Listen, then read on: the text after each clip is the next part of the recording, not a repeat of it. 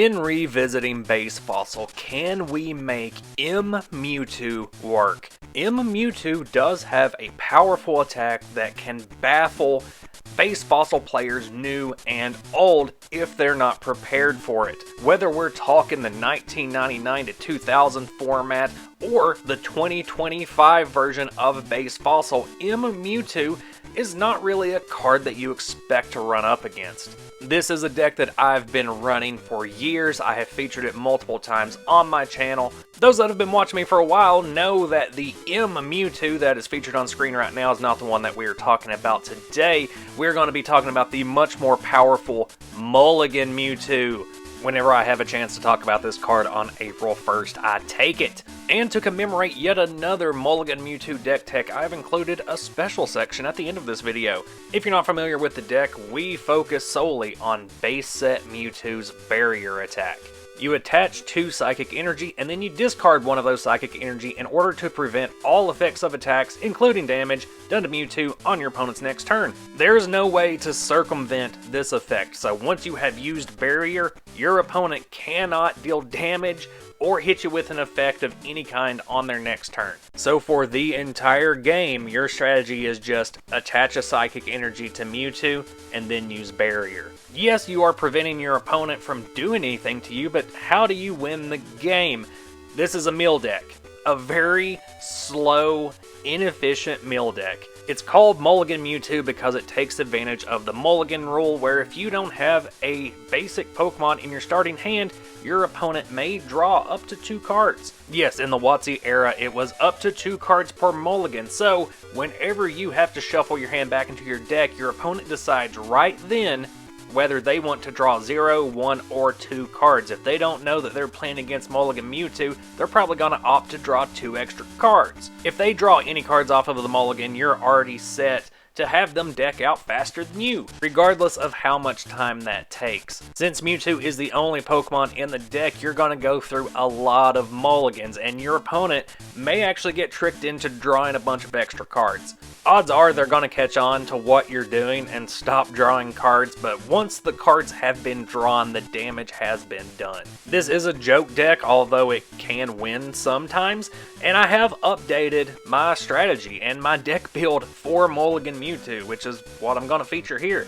While we're doing this, I'm going to make you stare at my 2 favorite Digimon. Yes, I am a recovering Mastamon player. Of course, you're going to want a Mewtwo in your Mulligan Mewtwo deck. In this build, I'm actually running 2, though. The goal here isn't to just be a joke deck like usual. I'm actually trying to win this game, and in that case, you want at least 1 backup Mewtwo that you can put on the bench for when your opponent hits you with a super energy removal, your active Mewtwo gets knocked out. You don't want to be out of the game. You want to be able to get back in there with another Mewtwo that hopefully has at least 1 energy on it whenever you move it into the active position. Don't give up. Keep the game going for as long as possible to deck your opponent out and take that win. This deck straight up loses to energy removal and super energy removal, which is why we have 4 copies of Last. Try to get them out of your opponent's hand. Buy yourself more turns to stack more Psychic Energy on your Mewtwo's, making yourself immune to energy removals. If you've got just a ton of Psychic Energy on there, it's not going to matter if you get 1 or 2 knocked off. A full playset of maintenance because it is card draw that's also netting a card back into your deck. This is a meal deck, and sometimes it comes down to straight up outlasting your opponent. This is going to help you do that.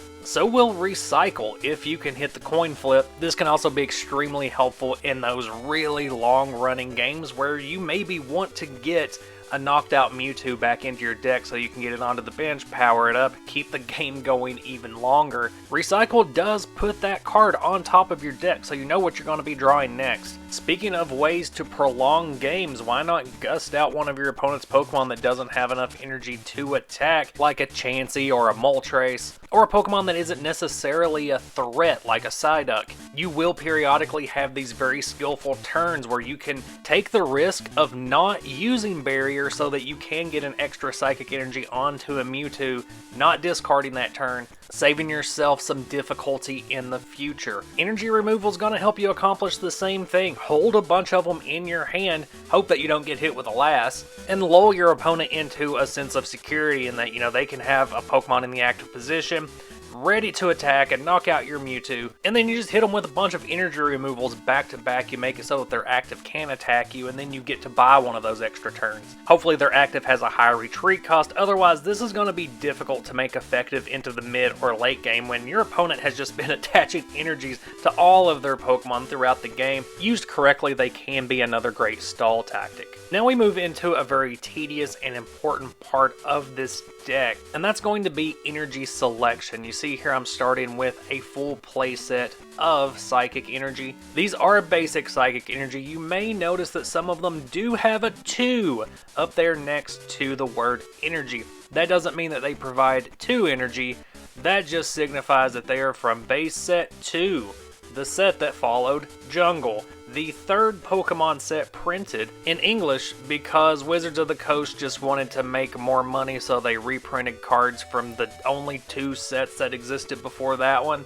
We're going to follow up that initial playset of Psychic Energy with 2 more full playsets of Psychic Energy. Here's where player preference can really come into play. As you see, I haven't stuck with all just base set 2 copies. I also have some gem copies in there, some Neo Genesis copies in here. Not because I have any type of preference or that I have handpicked these to showcase and brag about on a YouTube video that no one's going to watch. Especially this part of the video. If you are still listening to this video knowing what it's going to be for the next several minutes, then thank you. Thanks for watching my channel. No, the real reason you're seeing such variety in all of these Psychic Energies is because I have a big old box of vintage energy, and when I built this deck I just counted all the ones on top until I had 60 cards, and then I laid them out on a Digimon playmat so that I could record this video. Oh, but what do you know, here comes some more Psychic Energy. Do you ever wonder why the color purple was chosen to represent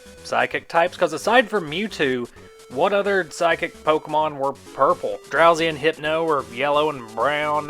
The Alakazam line is yellow and brown. Slowpoke and Slowbro were pink. Exeggutor's a tree. Mime is pink. Oh, I guess there's Starmie. Starmie's purple. I guess it really has more to do with the fact that Psychic and Ghost were combined in the TCG to represent both, and purple's more of a ghosty thing. And I guess the fact that all other colors were better suited to represent other things, like yellow would have gone to electric, and blue, which was traditionally the mind power representation color, and magic just fit water better. Oh, would you look at that, there's even more Psychic Energy on the table now. Do you need any more clarification on how this deck works? It's really just attach a Psychic Energy every turn and use Barrier if you can.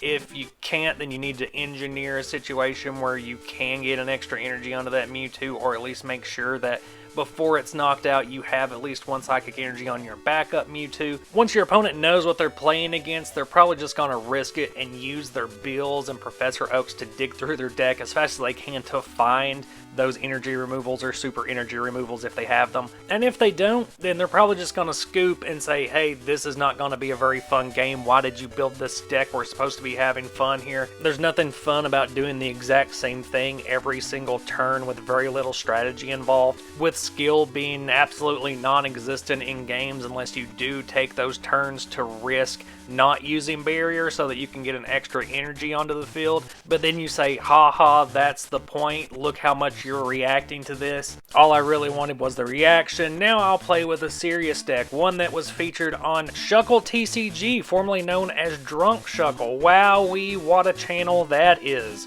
As you probably know, every now and then I do like to do a toy video about some vintage Pokemon merchandise. There was so much of it put out during Pokemania that I really like to go back to them and just celebrate the creativity or sometimes insanity of everything they slapped the Pokemon name onto.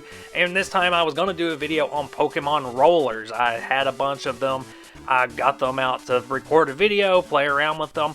And the most insightful thing I could say about any of them is, wow, just look at the dumpster on this Mewtwo. You know, they all have a big shiny marble up their butt and they roll around. It's kind of fun, and the designs on them are kind of cute. Like, I really like the Meowth. I like the Psyduck. Poliwhirl is in there. I always love some Poliwhirl. Spin him around there. Yes, play with a Poliwhirl. The Pikachu design just looks like the surprise Pikachu meme. And they also just created one of the most derpy looking Pidgeotos you've ever seen, which is extra fun to roll around. Just look at him. Just look at this dumb bird face. Let's shake him around a little bit.